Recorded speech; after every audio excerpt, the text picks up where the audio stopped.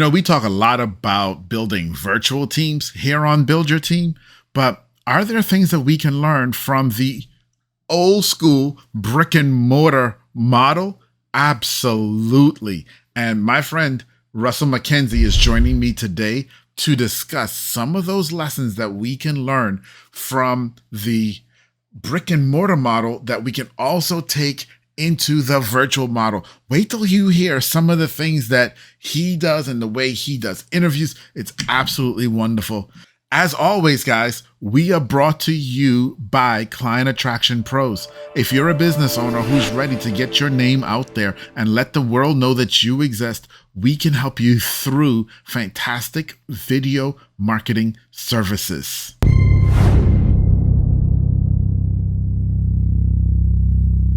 Hey everybody, welcome to Build Your Team. I have one of my friends today from down under, of all places. Yes, Australia in the house, Russel Mackenzie, and he's going to share with us some of his lessons and insights because he's a physio down under. Well, actually, let me bring Russel in and let Russel, you tell us about you and your business. Hey, Tiva. Hey, thanks for inviting me onto the show. Yeah, You're we're a physio practice in Adelaide, South Australia. We have a variety of services. Personally, my bit that I get into is headache and migraine treatment, but we also have a Pilates studio, exercise area, run balance classes, we run Pilates classes. Wow. General physiotherapy across the board. So we really cover a fair few areas. Yeah, that's great.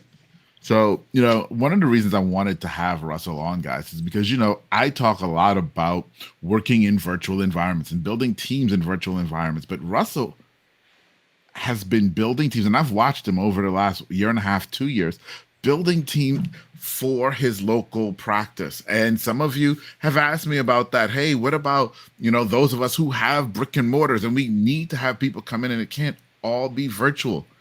Can we talk about some of that? So, Russel, here's my first question to you. When it comes to building your team, right? As you started your practice, I'm assuming you started your practice and it was you and maybe your partners. What was it like when you were bringing in your first person? What were you going through? Yeah. Well, so we started in June of 2009, which was a global financial crisis period, which was great time to start. Good choice. Why not? Better time is during a pandemic. Yeah, I know. It's crazy, really. So we started then, and it was after about 6 months, we brought on our first employee. So up until then, it had been me and my wife, who was really looking after the reception office manager, running the place side of things. And then in about January, I think, of 2010, we brought in our first physio, apart from me. And so I had known this person for a while. I'd worked with her before. We'd decided together that this was going to be the path that we'd follow, which we were able to follow through on. But even though I knew her well, it was still a really, really hard thing to do because up until then, it had just been me and my wife Toby. But as far as looking after employees' happiness and welfare and making sure that they were supported and all those kind of things, I hadn't had to think about before. I hadn't been a manager before, so it was a really a steep learning curve for me. So it was an easy hire in that we had already decided that's what's going to happen, but it was still hard, and building up her workload was a gradual process too. So that came with pressures on me that I hadn't felt before. Yeah. So, and I guess the pluses were it reduced my clinical workload, because she was taking some of the classes, and that was good. But it increased my workload in other ways, and I was learning. And so that's a a really common thing that I hear from people, right? That I hired my first person and my job got bigger, not smaller, Yeah, right? that's exactly right. And I think for a lot of new businesses, and when you're doing your first hire, that's a really unexpected reality, Mm. right? Yeah, I guess you think, oh, this is going to make life so much easier. I'm going to cut my workload in half here. This is going to be great. And the Yeah, reality isn't quite like that. yeah. And you got to work through it. So my next question for you then would be, okay, so number one is, was there anything in particular that when your workload became harder that you had to focus on, and learn through as a new manager? And then how did that change once you added the second, third, and fourth employee? That's a really good question. And I don't know that I learnt my lessons quickly enough, to be honest. I, I stumbled through that period, Okay, fair enough. and yeah, and it took a while to see the thing that I was missing out on, and probably my biggest learning, which I didn't learn until down the track when things started getting a little bit easier, was to have systems and processes. Like everyone knows, you got to have systems and processes. I really didn't have them in place. It was very much leaving things a bit to their own devices, like management by abdication rather Mm-hmm. than delegation. And Mm-hmm. so, yeah, there was a period of time where it was pretty hard. And I think looking back, one of the mistakes I made in bringing on someone that was a friend that I'd worked before is that there wasn't a really clear, I don't want to use the word hierarchy, but it is really, like as the business owner, I think we both considered ourselves to be at the same level. Uh, And that was a mistake in retrospect, and that was completely my mistake. And so it ended. That created, I think, a few issues along the way, okay. a few frictions that maybe if I'd have established that and established expectations better right from the start, it wouldn't have been a problem. So let me But ask you this on that note. Would you say that if you had better processes, that would have helped with better expectations? oh, absolutely, Yeah. absolutely, yeah, yeah. If Yeah. we had the processes, if we had the expectations were up front. I think that was the biggest thing, in terms of how we worked. Mm-hmm.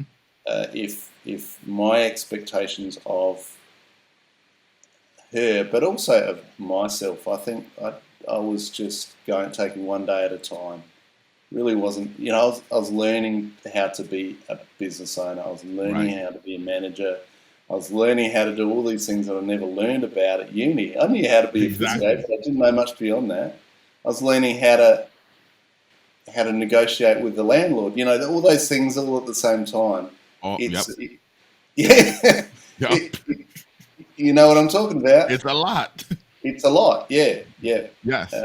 So one thing that if I had my time again, I definitely would have done would have been try to change my mindset towards what I was doing with my first employee and think, well, I am the business owner.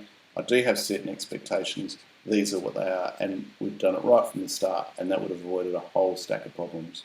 Absolutely. And that is so awesome. And you know, Russell, for everyone who watches me on a regular basis knows I always talk about this. I say you've got to hire for fit first. So often you want to Yeah, hire for the position and the talent. You've got to hire for fit first. And in order to understand fit, you must first understand yourself. Because if you don't absolutely. know who you are and who you want to work with, Yeah, then it's impossible to actually figure out when someone fits. yep, Then, after you hire for fit, you've got to know what you want them to do and have, as you said, and I said all the time, defined processes. I'm the king of SOPs. Have yeah, your processes so they know yeah, what's expected. So it's absolutely. great that you've had that. And I mean, for all of us, it takes a while, right? Mm, Um, I think your story is very much like so many others. Um, and mine included when hiring our first teams or managing our first teams, right? Yeah, But yeah. we grow, and that's the key, guys. Russell grew through it, Mm. and he got better. And so tell me now, where are you now from a management perspective? How big has your team grown, and what are some of the challenges that you're facing now, and what are some of the things that you've done that have really supercharged your team so that they really can be great physios inside of your practice? Yeah. We've got a team of 10, including me now. Okay. So there's 6 therapists, 5 physios, a massage therapist, 2 reception staff, and myself and my wife Toby. So there's the 10. So we've just gradually grown that out over the years. And what you were just saying before is absolutely spot on these days. And the way that we've ended up with the team that we've got, which is I'm so proud of the guys that I work with. It's just they're just fabulous, and they've all got their own individual take on things, but we work so well together. The Yeah. way that I've hired is on personality, is on fit. First and foremost, I couldn't agree with you more. Skills you can teach. Yep. You can upskill people, but but if they're the wrong fit, and particularly in a face-to-face kind of role, in a healthcare Yes. role, where it really does depend so much on your rapport with people and being able to get your message across, that's the only way to go. And one of the biggest mistakes I've made in the past is hiring based on CVs or Hmm. hiring under pressure to get someone into a role, and then you take what Yes. you can get, and it's not a good way to do it.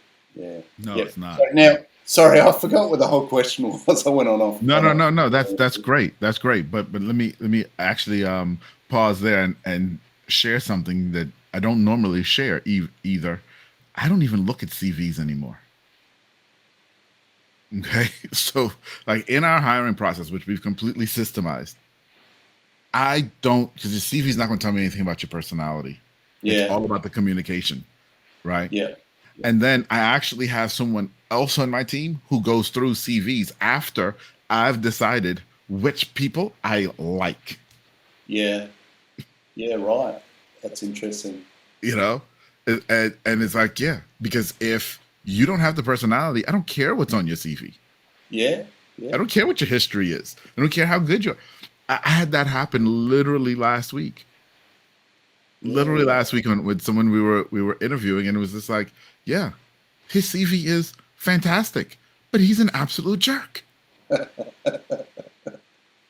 Yeah, And the relationship isn't going to last very long if it's like no, no, that. no, Yeah. he's And not going to fit. I quite like that, because you're meeting someone and you're talking with someone and you're sussing them out without being swayed at all by what happens to be on their CV as well. So Yes, you're not. Yeah, I like it. Maybe I'll do yes, that in the future. I have to make sure people are registered well, yes, and they're qualified. So yes, I like to see that little bit. yes. But yeah, And so but let me also be clear on that. So we do ask questions in our job posts, and your response back, right? Your cover letter or whatever has to answer those questions. So that's also big for me. And so like for example, if I'm hiring an accountant and I want a CPA, you must. It's one of my questions. Are you a CPA? yeah, yeah, yeah, So yeah, so I do cover sometimes those things in questions. Okay, good. So they qualify in that sense. But the fact yeah, that you worked for some big firm and you're some great person and I don't need to know all of that right now. I just need to know who you yeah, are. yeah, yeah, yeah. I really like that. The last 2 people that I hired, my last 3, 4 people that I hired, my process has been get them on the phone, have a chat. Hey, let's go out for a coffee, and we go out for a coffee, That's and awesome. sit down and talk. And Maddie and Lockie, who I hired recently, most recently, this last year, I we remember talk. when you hired them. You do, yeah, yeah, Yes, yeah. yes. Yeah, we were in a bit of a spot. It was a bit tricky because we had 2 people that left at more or less the same time for their own reasons. But it was just incredibly tough timing, Mm-hmm. and I caught up with these guys, and we sat and we talked and we talked and we talked. And I'm the kind of guy, if I go out with someone, probably after 20 minutes, half an hour, okay, I'm done, you know. But these guys, sounds really bad, doesn't it? But No, it's the reality. Like you yeah, know when you don't like them. yeah, yeah. But these guys, we were just talking. I thought, oh, that's a pretty good sign. Very Yes. easy to talk with, very comfortable. And so Yes. my hiring process is a bit more like that these days. Making sure they drink coffee first, that's important. Yes. Um, so you can work that out at the first meeting. And then and then just whether they're easy to talk with and you can build a rapport with them easily and whether they have the same kind of values. Absolutely. Mm, And there's that word, values. When we're hiring for fit, another thing we look at is do they match on core values? Right. exactly. I want to put a date stamp on this for anybody watching this in the future. It's 2022 right now, guys. And Yeah. so we're still in the midst of the global pandemic. And Russell just said that last year in 2021, when we were definitely in the midst of the global pandemic, for his local physical practice, he took people out and sat with them and had coffee to get to know them before he Mm, hired them. mm, When we're talking about fit guys, this is what we're talking about. And you mm, can't use the excuses sometimes of, oh, this is going on or oh, that's going on. So I'll just hire anybody. That's what you guys mm, just heard Russell say. mm. And Yeah. so, Russell, it leads me to an interesting question for you, though, because you've done something that I don't think I'm thinking back. I don't think I've ever had the experience of doing, and I'm really curious about because I've heard other people have really great success with this. You conducted your interview offsite. Yeah, well, that that first meeting, I didn't, and what I said, it was an interview, but it wasn't an interview. So I said to both of the guys, "Hey, I just want to catch up for coffee. Nothing formal. This isn't an interview. I just want to catch up, have a chat." Hmm. And it kind of was an interview in a sense, but it wasn't. We still went ahead and did a formal interview in the practice afterwards. Okay. But so it was really there was no agenda in terms of I didn't have any questions in particular that I was going to ask. I just wanted to see where the conversation went and just to see how good a fit they would be. So it wasn't an interview, but it was an interview, I Right. suppose. Right. Yeah, yeah. So it Yeah. wasn't like I took them out and sat down and went through a bunch of questions. Mm. But that's awesome because it took them out of the environment and it gave you a chance to really see who they Yes, are, right? yes, And sometimes as business owners, we get so rigid that oh, it has to be done this way or it has to be done that's the way everyone. But you said why, yeah, yeah, yeah, okay? So I think that's awesome, man. yeah, And the proof is in the pudding, guys. yeah, He's absolutely. had these two people with him for almost a year now, Mm. right? And not only has he had these two people with him, and it's not one of those things because and Russell and I talk, and so I know this. These aren't just two people that he has with him that he wishes he could get rid of, and he's like, "Why did I hire him?" He actually is enjoying having them on the team. Yeah, absolutely. They're great. They're really, really good. And and that's the thing that I'm the happiest about in hiring this way is you get people on the team that you enjoy spending time with and push you. You know, you're looking for. I these days I'm looking for people that are better than me, that Yes, push me, and you know I'm not. I don't know. I think some people are a bit frightened, and as a business owner, they want people to not be as clever as them or something like that. I'm looking for people that are, you know, are better than me and push me. yes, And yeah, I love it. yes. All right, guys. I hope that you actually heard what Russell just said. Okay, if you forget everything else, right? Forget Australia, forget his accent, forget physio, forget everything. I want you to hear that one point. You want to hire people who are better than you. That's the one thing to walk away with today. So often as business owners, and Russell, you're saying this so well. We hire people and we want to be the big guy or the big woman in the room. Instead, put the spotlight on them. Hire better than yourself, and your organization will propel forward at a rate that you can't even predict or stop. Would you agree with that, Russell? Yeah, absolutely. Yeah, yeah. And I've been in that trap before of feeling like I have to posture and and no, that's not right. I know better than you, but in reality, now I'm really comfortable with the thought of these guys know more than me on all of these topics, and I'm really comfortable with it, and I'm grateful for it, Yeah. and I hope they continue to. That it's really liberating, really, for me to be able to Yes. say, "Oh, it's Yes. great. I know that I'm not the expert on this. You guys are much better at it than me." Yeah. Yes. Absolutely. Absolutely. So, Russell, I've got one more question for you. Mm. Okay. Yep. And that question is, my friend, being that you're in a physical practice and you see each other all day, every day that everyone's working, right? How do you have fun with your team and build team dynamic? One word: coffee. No, we do. We have a very strong coffee culture in our practice. I supply the beans in the machine, and yeah, and good beans too. Good beans. But good beans they must be, and Hmm. it's got to be grind on demand. You can't have it ground already. You've got to grind on demand. We have a yeah, we do. We have a strong coffee culture in our place. And So that's that's awesome. one thing. We do. And I think this is unique for physio practices. I don't know of anyone else that does, but we catch up twice a week, the Okay. physios, for an hour. And we have a little meeting. I'll pass on things that people need to know, and we'll talk about stuff. And then we have a half an hour of professional development after that, where it'll be me or one of the physios presenting. And there's something really good about that, just being in the same room, Yes. um, sharing ideas. We have a bit of fun. It's not all super serious, and so I think that definitely draws us together. We're not just passing in the corridor all day long. Right. So we catch up that way. We haven't done much catching up outside of work in person, admittedly, lately, just with what's been going on. But that's something that we plan on doing more of. You know, escape rooms and things like that.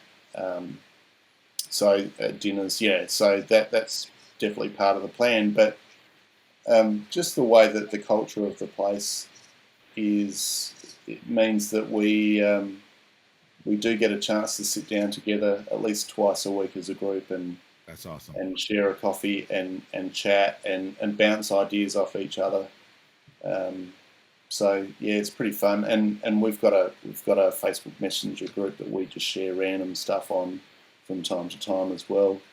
I think that's a small part of it as well. I think Hmm. it's the in-person part that really makes the Hmm. biggest difference.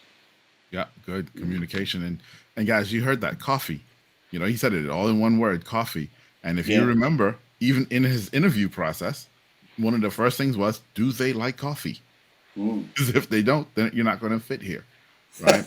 And you may say, oh, well, that's just silly, but that's part of who they are. That's part of their identity.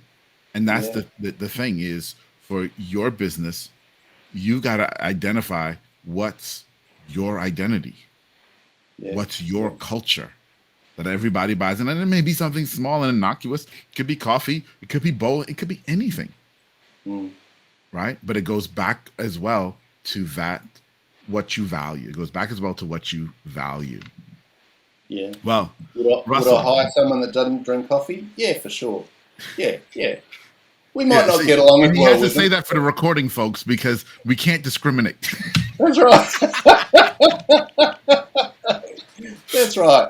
That's right. I don't chai latte. I draw the line at chai latte, but Absolutely, absolutely. Well, Russell, thank you, brother, for being here.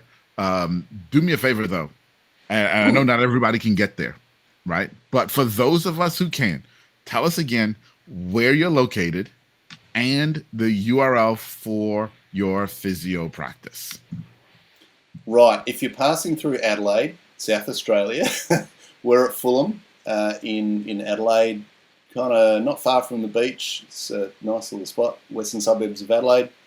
And our URL is www.adelaidewestphysio.com.au, and you'll find us there. Perfect. Russel, brother, again, thank you for being here. I really appreciate it, and hopefully we get to do this again soon. Yeah, that'd be great. Good on you. All right. Bye, everybody.